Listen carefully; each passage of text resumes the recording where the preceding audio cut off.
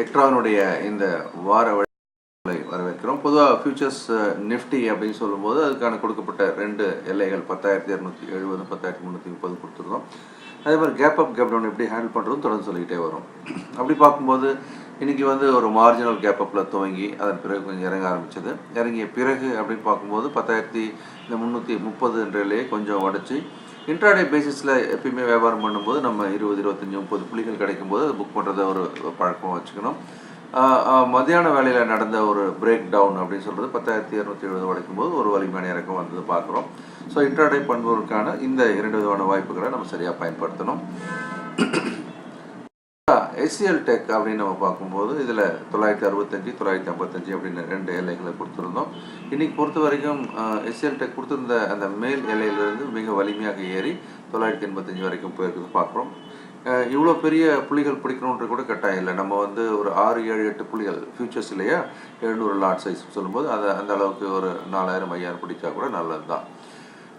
இப்போ டெக் மகேந்திரா டாடா மோட்டாருக்கு பதிலாக இதை நம்ம உள்ளே இறக்கியிருக்கிறோம். 697 ரெசிஸ்டன்ஸும் 688 நம்ம சப்போர்ட்டாக கொடுத்துருக்குறோம். மார்னிங் பார்த்தீங்கன்னாக்கா ஒரு பெரிய ஒரு கேப் டவுன். ஸோ அந்த கேப் டவுன் எப்படி யூஸ் பண்ணணும், முதல்ல ½ hour வெயிட் பண்ணுங்கன்னு சொல்கிறேன். வெயிட் பண்ணி திரும்ப எந்த பக்கம் போது பார்க்கலாம். இது அந்த ½ hour நீங்கள் வெயிட் பண்ணதுக்கப்புறம் மேல் நோக்கி செல்வதை பார்க்குறோம். அதனால் அது ஒரு பை அண்ட் செல்வதற்கான வாய்ப்பு கேப் டவுன் தியரியை நம்ம யூஸ் பண்ணி பண்ணும்பொழுது எக்ட்ரா சொல்லக்கூடிய அந்த கேப் டவுன் வழிகாட்டுதலை சரியாக பயன்படுத்த வேண்டும். அதே நேரம் ஆக்சிஸ் பேங்க் நம்ம ரெகுலராக கொடுக்கக்கூடிய ஒரு விஷயம், இது 567 என்ற ரெசிஸ்டன்ஸும் 559 என்பதை சப்போர்ட்டாக கொடுத்துருக்குறோம். இது மேலே எல்லை அப்படின்னு பார்க்கும்போது இந்த கீழே சப்போர்ட் ஜோன்லேருந்து அது ஏற ஆரம்பிச்சிருக்குது. 559ன்னு சொல்லியிருக்கோம் இல்லையா, சப்போர்ட் எடுத்து மேலே போகும். இதெல்லாம் கூட வாங்கி விற்க வேண்டிய ஒரு வாய்ப்புகள் தான். அது முறையாக பயின்றவர்கள் செய்யக்கூடிய விஷயம். மேலே 572 உடச்சி 567 அப்படின்ற எல்லையை உடச்சி போகும்போது 572 வரைக்கும் போனதையும் பார்க்குறோம். ஒரு 3/4% உஷாராகிடணும் நமக்கு அந்த இன்ட்ராடே லாபத்தை எடுப்பதற்கான ஒரு வாய்ப்பாக இதை பார்க்க வேண்டும்.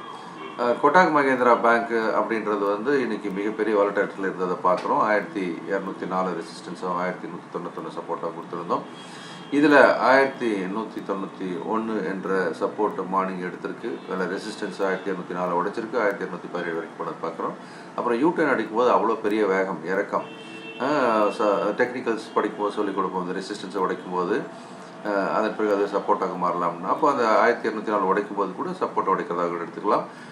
அதையும் தாண்டி 1191 கொடுத்துருக்க அந்த சப்போர்ட் உடைக்கும் போது மிகப்பெரிய வீழ்ச்சியாக 1160 வரைக்கும் வந்தது பார்க்குறோம். சுமார் 30 புள்ளிகளுக்கு மேலான இறக்கம். இது எல்லாமே இதில் 10 புள்ளிகள் பிடிச்சா ரொம்ப சந்தோஷம். பேங்க் ஆஃப் பரோடா ஸ்விங் ட்ரேடிங்காக கொடுத்துருக்கோம் 103. அது ஒரு வலிமையான ஒரு ஏற்றத்துக்கான ஒரு அறிகுறியில் தான் இன்னும் இருந்துகிட்ருக்கு. இன்றைக்கி நல்ல ஒரு 105 வரைக்கும் 50 வரைக்கும் 105-50 வரைக்கும் ஏறினாலும் கூட இன்னொரு வலிமையான ஏற்றம் வர வாய்ப்பு உண்டு. ஒரு ஸ்விங் ட்ரேடுக்கு ஒரு வலிமையான இடத்துல இருக்கிறதா பார்க்குறோம். அதே மாதிரி சன்ஃபார்மா 610க்கு மேலே 616 இன்ட்ராடேயில் பண்ணலாம், ஸ்விங்காகவும் பண்ணலாம். ஆனால் இது ஃபியூச்சர்ஸ் 1100 லாட் சைஸ் அப்படின்னா ஒரு ₹5 ₹6 கிடைச்சதுன்னா ₹6000 இல்லையா, அதுக்கான வாய்ப்புகளும் காலையில் கிடைச்சிருக்கிறது. அதை உபயோகம் பண்ணி நம்ம ஒரு 4000, 5000 எடுத்தோம்னா அது ரொம்ப நல்ல விஷயம். இப்படி தான் நம்ம ஒரு ட்ரேட் பண்ணணும் அப்படின்னு எக்ட்ரா நிறுவனம் உங்களுக்கு தொடர்ந்து வழிகாட்டுதலை கொடுத்து கொண்டு வருகிறது. நன்றி.